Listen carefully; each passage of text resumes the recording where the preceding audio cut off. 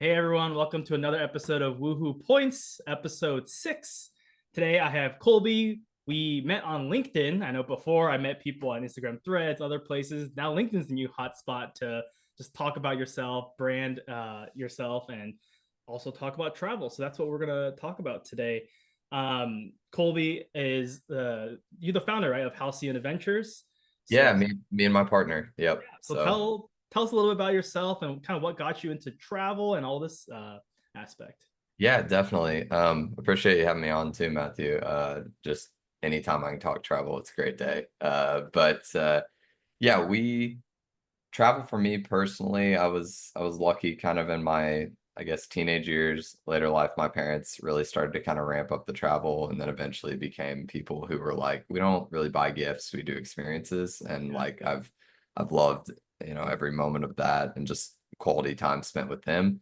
And then I'd say it really exploded. I did a 6 month study abroad just outside London, and there wasn't a lot of studying going on. It was mostly popping around to anywhere I could afford to get to at that time. And yeah, from that point on, it was just like I continued to learn about other cultures, places, and then my wife and I lived in DC for about 3 to 4 years. Oh, And nice. I'm outside DC in Virginia. okay, perfect. And during that time, you just continue to be exposed by more and more cultures, especially compared to where we grew up, very rural Kansas. So it was, yeah, it was just, kind of a culmination of things where we're like, okay, we love travel. Work pushed us a little bit, personal pushed us a little bit. And eventually, just after kind of helping people in our personal lives, we decided to lean into this and see if we can make a business out of it. Awesome. Well, we'll talk about it in a second, but I love just asking what has been your favorite trip? Like I want to know more about you and those travels. It's such a loaded question because it's like what type of trip are you trying to go for? What's the vibe? I think um I don't know. I guess I have a romantic remembrance of a few, but the main one that's popping up in my head is we did Colombia when my daughters were 1, and it was like very far off the map for a lot of people. We spent a week in Medellin, and folks were like, why are you going there? I think my grandparents' heads almost exploded thinking about like cartel days. And it was just yeah, I don't know. It was out of the ordinary for us, my first exposure to South America, and it felt um unreal. People were great, food was great, stay was great. And it was just kind of one of those surreal experiences where like my daughters are really young, they probably won't remember that. But for me and my wife, it was a big deal. Yeah, that's a big question I have because I have a 4-month-old Noah and we're just starting to plan travel as a family. Like, well, for that specific trip, like what were some of the expectations you guys had and some things that went wrong or maybe actually didn't go as bad as you thought it would go?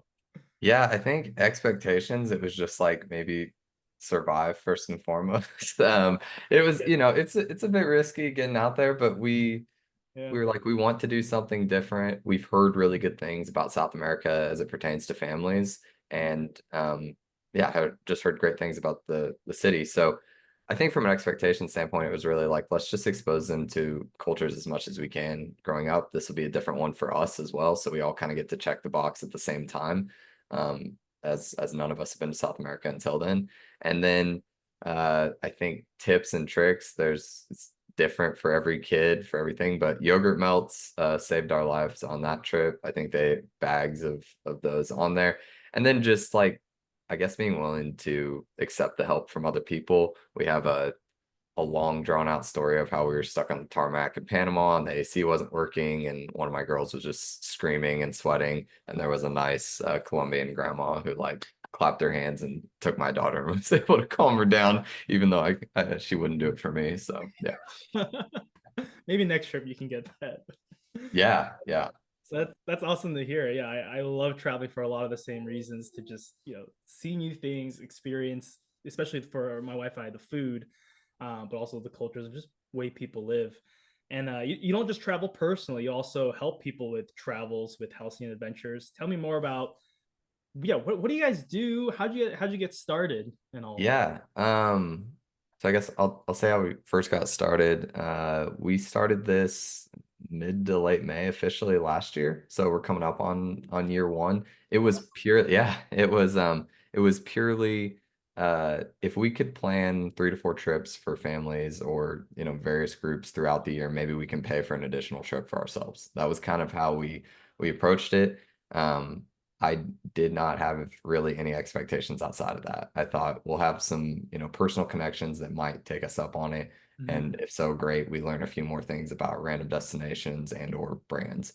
Yeah. And from there, it's just kind of exploded via word of mouth. We do a little bit of social media marketing. I would like to do more, but a lot of it has just been kind of personal connections or examples people have seen. And at this point, we're pretty much doing everything. I tell people the only things we're not planning is Disney and Universal because there's enough folks to do that, and I know enough people, and I'm not traveling there every year. But right now, we haven't really niched down. If I had, my choice of it, we do kind of purely international travel at some point and maybe specific continents. Like I have a lot of affinity for Africa and Mhm. talked a little bit about South America. We're doing a lot of Europe travel planning right now, but Yeah. yeah, I mean, we'll kind of see, I guess, where it takes us. But right now, it's full scale trip planning. It could be as simple as, hey, help me with my flights and my lodging and disconnect. I want to plan the rest of it. Or for one group right now, it's down to the dinner reservations of the specific places they're staying, excursions, etc. So pretty much everything you can imagine, we're doing it. Yeah. How is it similar or different to just a travel agent? I know back in the old days, you literally go to an office, and plan with someone. Now a lot of it's online. Like, yeah, what's the similarities and differences? I thought travel agencies were dead when we first discussed this. I was like, I've never even met a travel agent. I don't know anybody. I've never used one. So researching the industry has been fascinating. There's still a ton of folks out there that kind of operate in the same systems environments they probably did 20 to 30 years ago. Mhm. Uh, and I think that was really actually the fuel as to why we were like, yeah, let's go for this because I don't want a travel agent who has sat in a brick and mortar and actually never been anywhere. I want somebody that's like gotten out there and done it, knows me, isn't afraid to kind of, I guess, quote unquote, be risky or try the different places that Yeah. are not normal for everybody to frequent. And so for us, it was just like, how do we stand out and be a bit different? And then the other question was, do we establish this as an independent? Because I'm sure as people that are watching this or yourself, Matthew, are familiar, there's a huge commoditization around this industry right now, not only of host agencies that have existed forever, but also franchise models like Flora that you see popping up left and right. And it's kind of become a multi-level marketing scheme amongst a lot of groups. So for I me, it's like, how do we still personalize this? And I'm so glad that we went independent because it was a ton of work up front, but like I've been able to pass those savings on to our clients and we still retain, value for the time spent ourselves. Yeah, that could be a whole episode by itself. The LLM travel agent scheme, get your friends to be travel agents so they Yeah. you get their commissions and whatnot. But Yeah. no, independent work has a lot of flexibility, but a lot of challenges. Wondering if you could share more just about what are like, I guess, more of the perks of what you've been able to do and some cool Yeah. things you've been able to do for your clients because of that. Yeah, I think we're just scratching the surface on the creative element of it. Like I have ambitions, especially as we get into year 2 here, where I found specific partnerships who will do things like kickbacks for nights booked based on the number that we've done and stuff like that, where I'll really be able to do true giveaways to folks that may not be able to take these trips otherwise. Like that's really important for us. And then obviously owning the whole thing, we get this component of points accumulation, which is, probably how we came to know each other. I've got people that ask me questions about points, but that's all been kind of through personal trial and error. So because we book all these things for folks on our business credit cards, we accumulate those points that we can then use for our family. So it's been a huge perk, but you also kind of learn, various things about the industries that you didn't expect and you find, cool partners, like I said, who are like, if you book X number of nights with us, you get X number of nights back. You can use those yourself. You can pass them to other people. Um, yeah, I don't know. It's been really interesting. Maybe you can't share, who these clients are, but for these kind of vendors and places that you're working with, they're probably, I mean, some of them are maybe the big chains, Marriott's and whatnot, but there's Yeah. probably a lot of boutique kind of, again, experiences and stays. You again don't have to go into specifics, but what are some like cool ones that you love to like highlight and share with your clients? Yeah, I think as you probably know, anybody can go hunt down a Marriott hotel, anybody can hunt down a Hilton or Hyatt property. Yeah, I got Um, Google the apps. yeah, yeah, and there's tons of third parties who are pushing ultimately the same price. I think what comes out of it is the personal experience. If you don't have it, finding somebody that has a network of people that they can lean on to ask those same questions to, because nobody can know everything about every place. It's just like unreasonable, which is another tangent frustration I have with this sector is like just admit that you don't know and say, hey, I'm going to ask somebody else because Yeah. I mean, if somebody came to Kansas City, there's not a ton of experts outside the region that would be like, oh, cater your trip this way. This is how you would actually enjoy the experience versus like maybe hating your time here. Um, but yeah, I think for me, it's usually the independents and the small groups who are not on the radar of everybody that deliver a really cool experience that we get to point these out and say, hey, I know you want to stay at Sandals, we'll call them out. I know you want to stay at Sandals for triple the price because everybody else does in their, home brand name.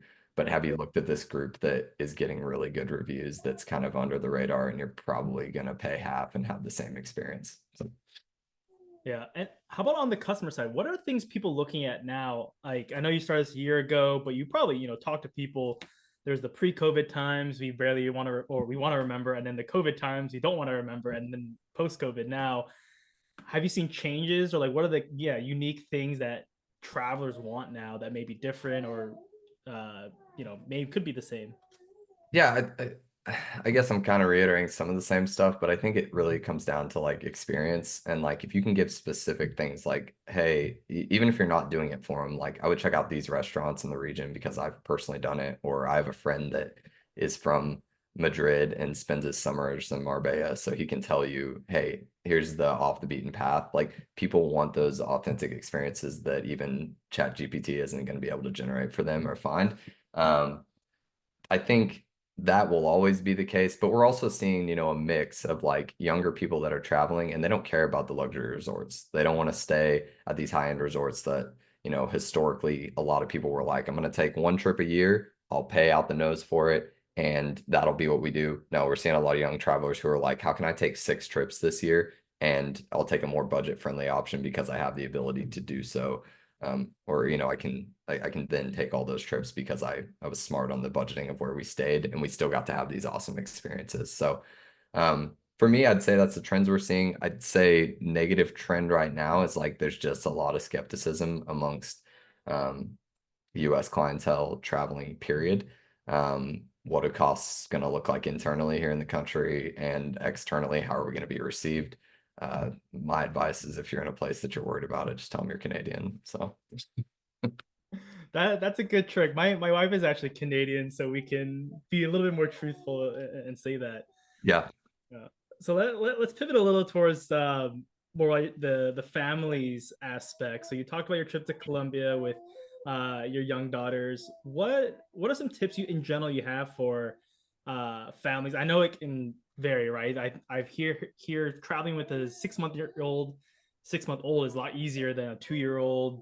yeah, That gets better later on. So what's kind of your take, and appreciate any hot takes you might have.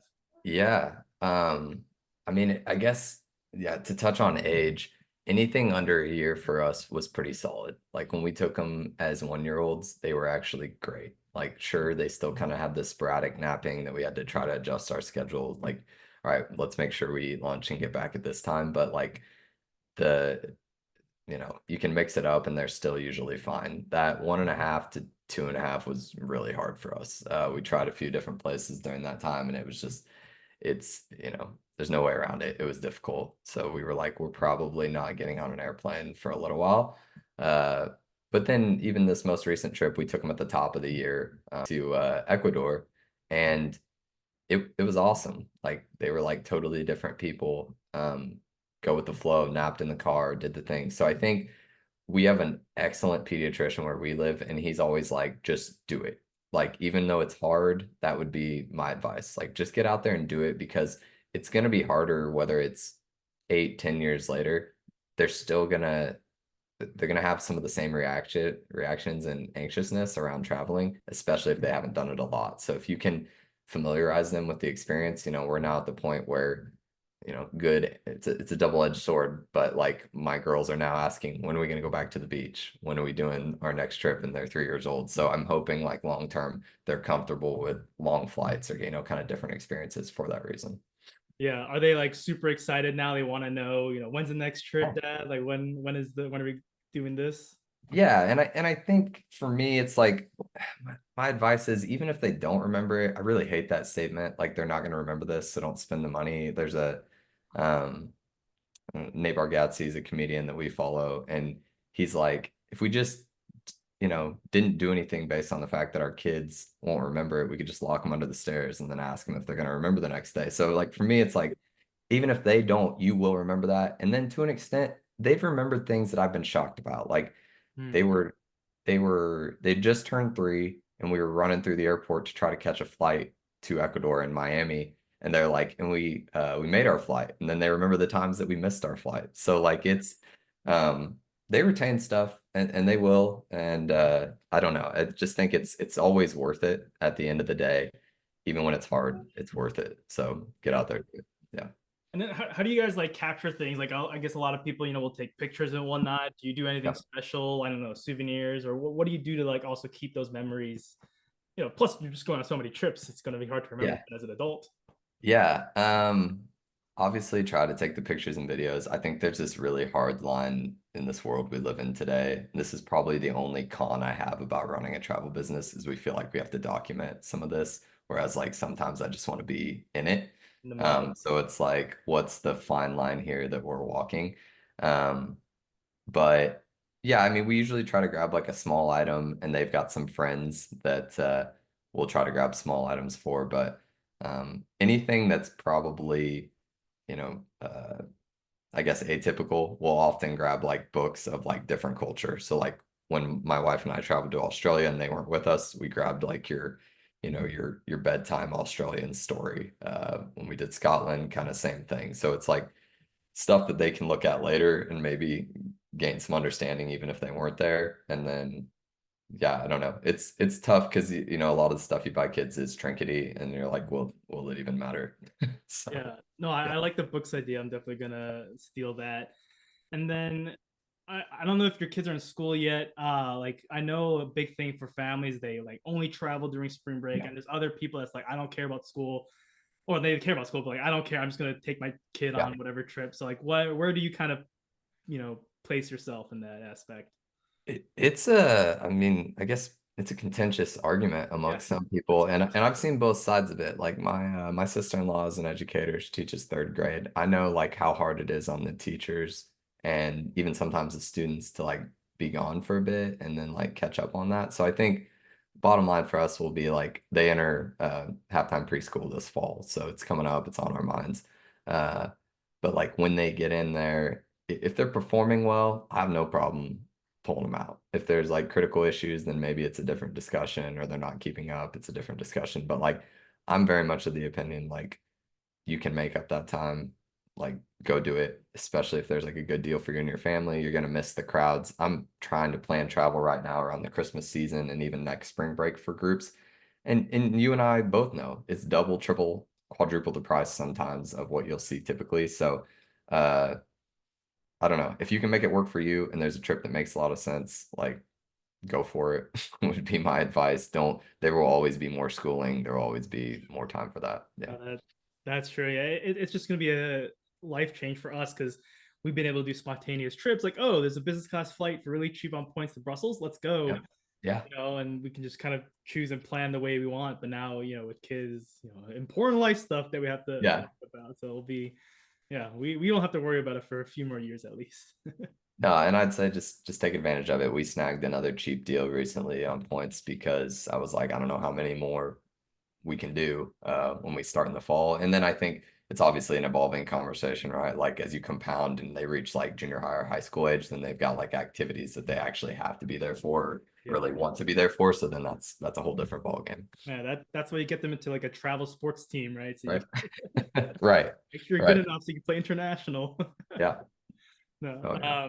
Any other things you have just for people watching? I have followers that have families. A lot of other people are just single. So any general travel things that you found, helpful, unique, or things like that? I think just noting that doesn't always have to be extravagant. I mean, I know you, Matthew, I know how you operate, and so I know you feel this way, but like we highlight the reels of the international trips and the big ones that I was just talking about, but like a 2 to 3 hour car ride into the mountains or somewhere like that is also just as advantageous to disconnect. So I think year to year, your travel might look a little bit different, but just try to find time to allocate for it. And especially families, like take your kids, do it, but also try to find, even if it's an extended weekend a year with just your partner or your spouse, if this is something you've done and you've learned to travel consistently together, you're going to want that time back. And as long as you've got, the support for childcare and you can swing it, I would highly recommend it. We're doing it this year, going to the Pacific Northwest for the first time. We're just kind of doing low-key cabin stuff. And it's like, I don't know. Every time we do it, it's anxiety inducing. We're a little bit worried. You leave the kids and you're like, oh, like should they have come with us? And then we're there and we're like, okay, we need this time for us. So that, and then just keep stepping outside your lane. I think it's really important for people to be in environments that make them a bit uncomfortable. And so it's like why I'm pushing people to explore things like Africa. Like if you've never been the minority in the crowd somewhere, you need to do it. It's a humbling experience. You need to experience different cultures. You need to disconnect. Yeah. You'll come back feeling better. No, those Yeah. are great words to kind of end this on. But before that, how can people follow or reach you? If they need your help or if they just want to see all the cool stuff you're planning. What's the best way? Yeah, we're starting to pump things up a little bit more. We're on Instagram. We post a little bit on Facebook for quote unquote the older crowds that follow us. And then obviously I'm on LinkedIn. So we've got a website. I'll share that with you if we want to toss it in the notes or something. Paste it in here. Yeah, but I would say that's it. And then my email and phone's out there. And I'm always happy to chat with people, even if we're not, contractually setting up a trip for you. I just like talking travel. I like giving tips back and forth and learning about new places. So Yeah, no, this has been helpful for me too right now. So thanks again for being on this episode. yeah, thank you, Yes, Matthew. Thanks thank for you. keeping it real. I love it. I love I it. appreciate So. it.